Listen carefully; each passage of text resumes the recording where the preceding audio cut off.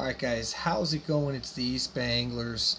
Today I want to talk about swim baits, specifically 22nd Century's Triple Trout swim baits.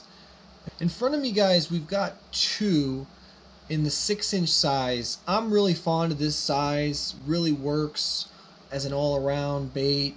It's a search bait, just big enough swim baits. Both are 6 inches in length, both are triple jointed swim baits. I mean, these things are really built well. They're just settling on these 6-inch swim baits. They're the perfect size for me. So I've fished these quite a bit, especially the rainbow trout pattern. So for the most part, I've fished this rainbow trout pattern. I believe it's called the blue trout. At least that's what the color is on the box. So we're out here and we're in California.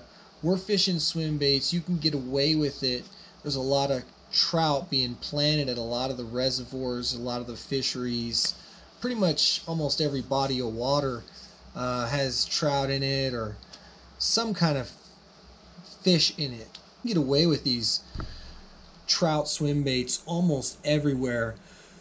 I'm really going to tell you guys that in my experience, these things have only caught me. I think this trout right here, this trout pattern caught me about four fish that I actually got in the boat.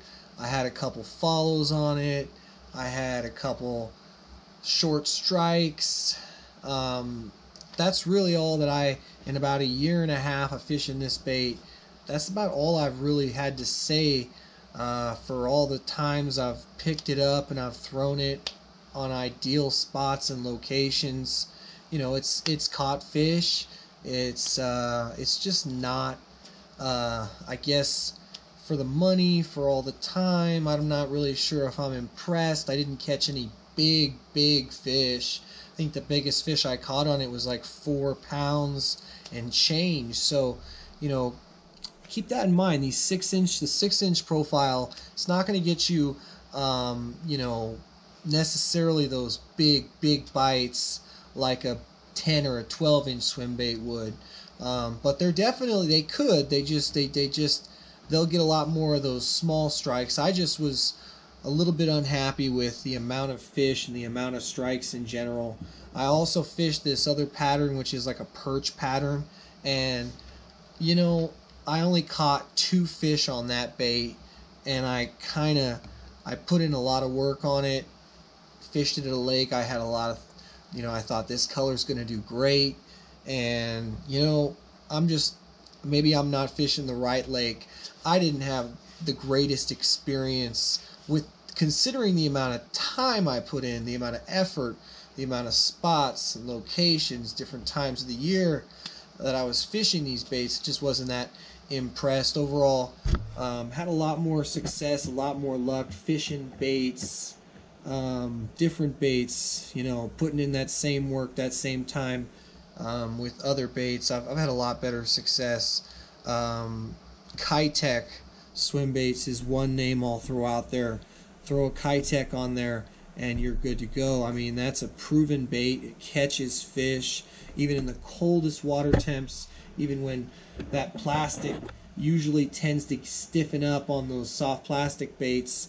That swim bait will stay soft. Another bait that I'm really fond of is a deluxe Huddleston, like a weedless shad or a ROF 68, something like that. Those are also really good swim baits. Like I said, the bull shad earlier, I think I mentioned the bull shad, and there's a couple others. You know, there's 3/16s. They make really good swim baits, and there's Jerry Ragu and a bunch of others. So I hope this helps you guys decide if you're going to get one of these or not. I mean, they definitely work, but you know, just overall, there's better things out there. Spend your money on, I think.